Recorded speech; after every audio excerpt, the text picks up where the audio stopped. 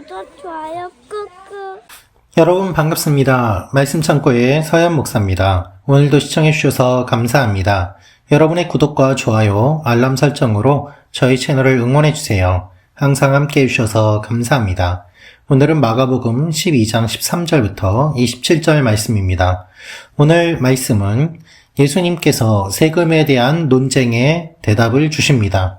그리고 예수님께서 돌아가실 것과 부활하실 것을 말씀해 주십니다. 세금과 죽음과 부활의 가르침, 주님의 가르침은 무엇인지 오늘 말씀을 통해서 우리에게 주시는 하나님의 마음을 함께 묵상해 보기 원합니다.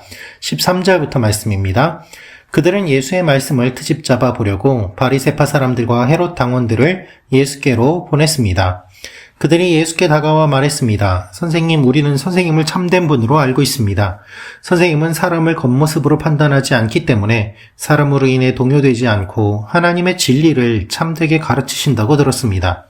그런데 우리가 가이사에게 세금을 내는 것이 옳습니까? 옳지 않습니까?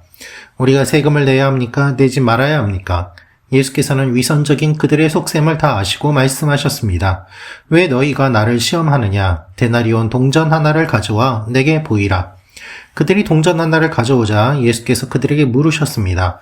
동전에 있는 얼굴과 새겨진 글자가 누구의 것이냐?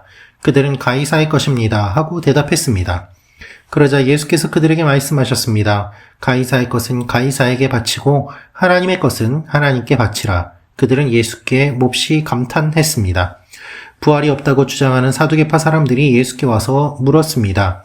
선생님, 모세가 우리를 위해 쓰기를 만약 형이 자식 없이 아내만 남겨놓고 죽으면 동생이 그 형수와 결혼해서 형의 대를 이을 자식을 낳아야 한다고 했습니다.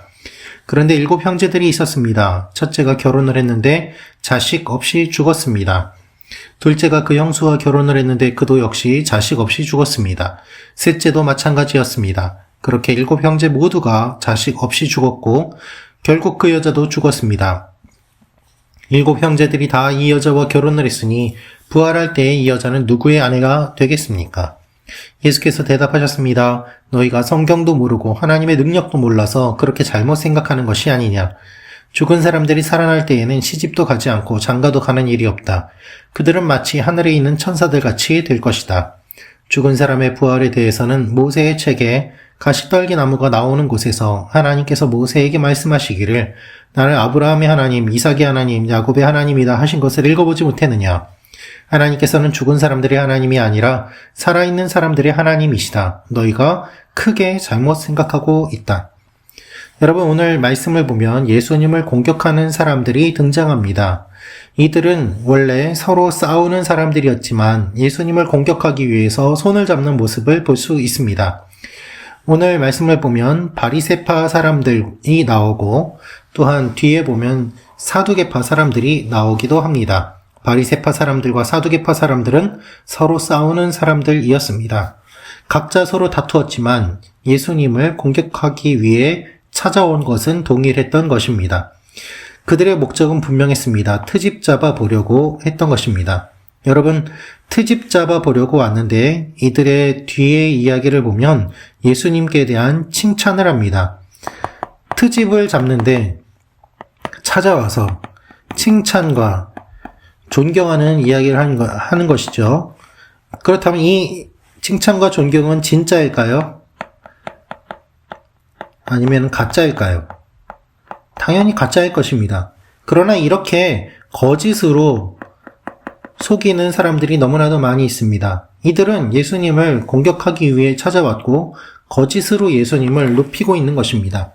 단순히 책잡기나 지적하기 위한 것이 아니라 덫에 걸리게 하고 함정에 빠지게 하려는 계략이었음을 알 수 있습니다. 그 수단이 말이었습니다. 로고스입니다. 여러분, 말씀이 육신이 되신 예수 그리스도 앞에서 이들은 하나님의 말씀을 제대로 알지도 못하고 말로 공격합니다. 여러분, 우리는 말을 조심해야 합니다.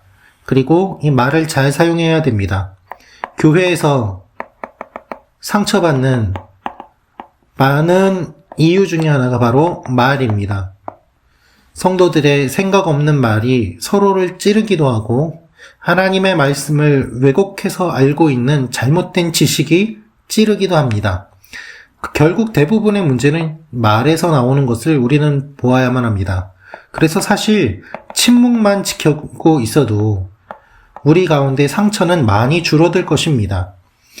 이들이 예수님께 다가와 말합니다. 우리는 선생님을 참된 분으로 알고 있습니다. 겉으로 판단하지 않기 때문에 요동하지 않습니다. 진리를 참되게 가르치신다고 들었습니다.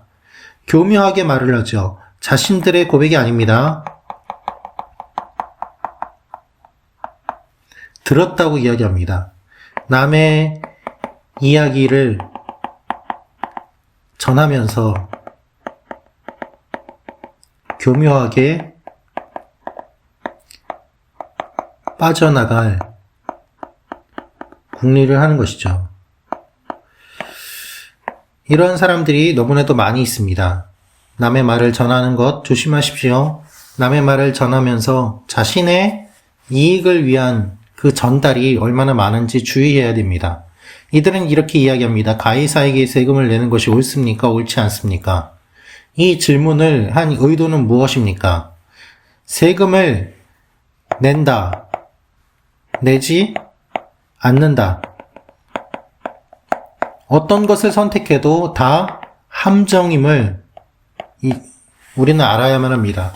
이들은 이 질문을 던지면서 자신들이 똑똑하다고 생각했을 것입니다. 반드시 예수님은 자신들의 함정에 걸릴 것이라고 생각하였습니다. 예수님께서는 위선적인 그들의 속셈을 다 아시고 말씀하십니다. 왜 너희가 나를 시험하느냐? 라고 말입니다. 여러분, 예수님께서 아신다라는 말은 그들이 다가올 때부터 이미 알고 계셨음을 말해주고 있습니다. 이들의 말에 예수님은 속지 않았습니다. 아무리 속마음을 숨긴다고 해도 예수님은 중심을 보시는 분이시기 때문에 도저히 모르실 수가 없습니다. 여러분, 예수님 앞에 우리가 그럴듯한 신앙생활을 해서는 안 됩니다. 주님은 다 아시기 때문입니다. 우리의 입으로 아무리 신앙이 좋은 척해도 주님은 우리의 모든 것을 다 아시기 때문에 우리는 주님 앞에 정직해야 합니다. 그들이 동전 하나를 가져와서 예수님께 보여주자 예수님이 질문하십니다. 얼굴과 새겨진 글자는 누구의 것이냐? 가이사의 것입니다. 라고 말이죠. 당시에 동전은 로마의 황제의 얼굴이 새겨져 있었습니다. 그 형상이 새겨져 있었던 것이죠. 그래서 데나리온에 새겨진 가이사의 형상이 우상과 같이 여겨진 존재임을 예수님께서는 지적하고 계십니다. 너희가 지금 이 동전을 가져왔지, 여기에 얼굴이 있지, 이것은 우상과 같은 것이다. 그래서 가이사의 것은 가이사에게, 하나님의 것은 하나님께 바치라고 말씀하셨습니다. 여러분, 이들은 놀랬습니다. 도저히 걸리지 않을 수 없다고 확신했던 덫에 걸리지 않으셨을 뿐이 아니라 놀라운 가르침을 주셨기 때문에 경탄에 맞지 않았던 것입니다. 여러분, 빠져나갈 길이 없어 보입니다. 그러나 주님은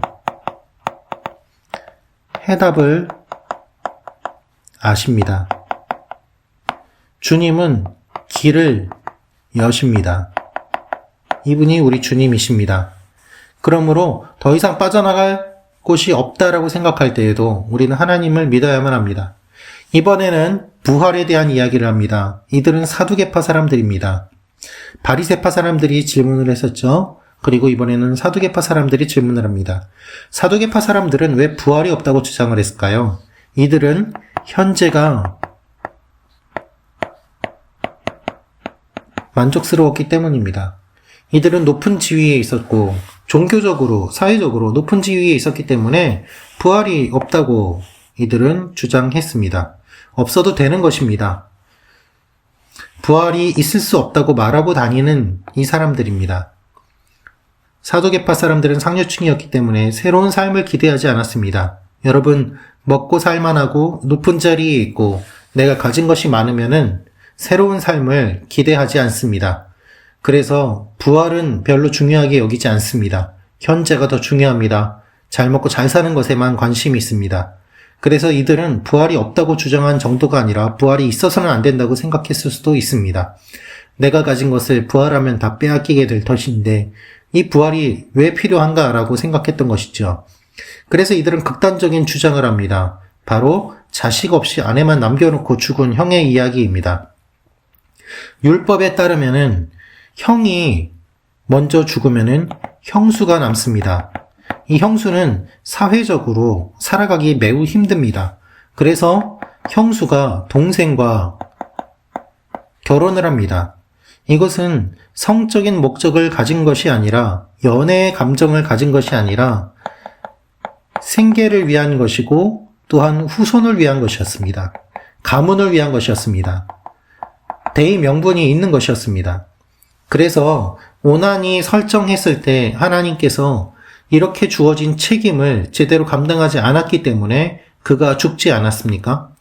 하나님께서 동생과 결혼하라고 하신 것은 형수의 생명을 보존하기 위한 하나님의 배려고 사회적인 복지 차원에서의 문제였습니다. 그런데 이들은 하나님의 말씀을 잘못 이해하고 부활에 관한 것으로 극단적인 예를 들면서 예수님께 다가오고 있었던 것입니다. 7 형제를 이야기하는데 모두 다 자식 없이 죽었다고 이야기를 하면서 마지막 때에 누구의 아내가 되겠습니까? 라고 이야기를 하고 있는 것입니다. 부활할 때 이 여자는 누구의 아내가 되겠습니까? 결국 예수님께서는 이렇게 대답하십니다. 성경도 모르고 하나님의 능력도 몰라서 잘못 생각하는 것이 아니냐. 여러분, 우리가 성경도 모르고 하나님의 능력도 모르면 잘못 생각하게 됩니다. 교회에서 질문하는 많은 질문들을 들어보면은 결국 성경도 모르고 하나님의 능력도 몰라서 잘못 질문하는 것을 보게 됩니다. 여러분, 반대로 생각하면 우리가 성경을 잘 알고 하나님의 능력도 잘 알면 우리는 바르게 생각할 수 있게 됩니다. 이 사실을 기억하십시오. 우리가 큐티하는 이유가 무엇입니까? 바르게 생각하기 위함입니다. 예수님은 말씀하십니다. 죽은 사람들이 살아날 때에는 시집도 안 가고 장가도 가는 일이 없다. 천사들 같이 될 것이다. 그러면서 죽은 사람의 부활에 대해서는 주님이 말씀하셨는데 나는 아브라함의 하나님, 이삭의 하나님, 야곱의 하나님이다 하신 것을 읽어보지 못했느냐? 즉 하나님께서는 죽은 사람을 하나님이 한 분임을 강조하면서 하나님이 죽은 사람들이 하나님이 아니라 살아있는 사람들이 하나님이시다 라고 이야기를 하고 있습니다. 이것은 무엇인가 하면 죽은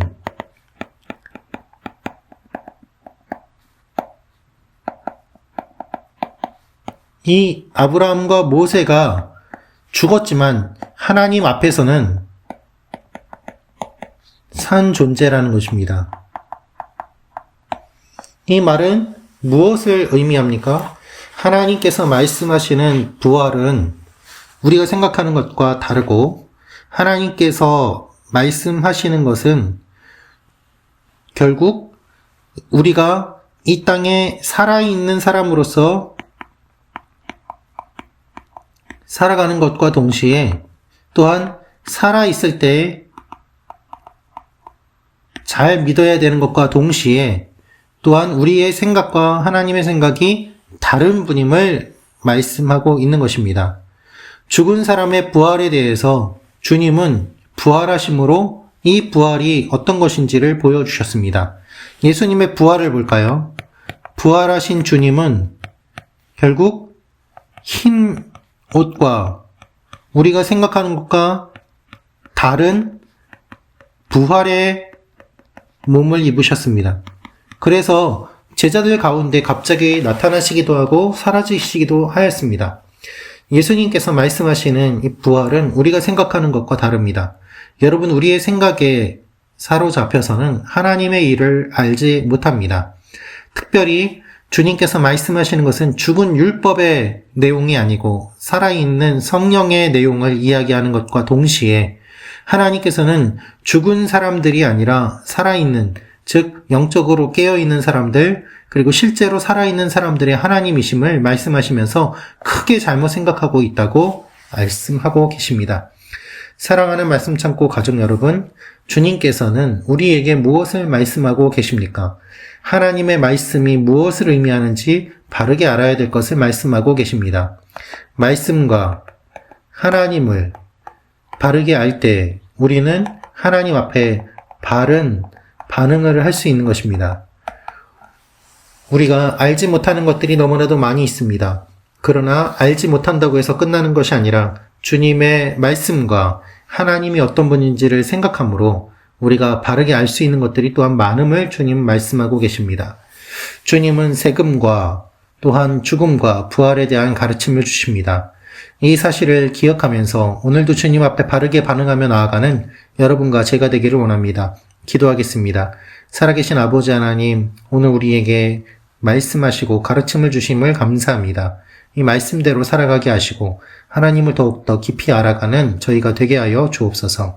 예수님의 이름으로 기도합니다. 아멘.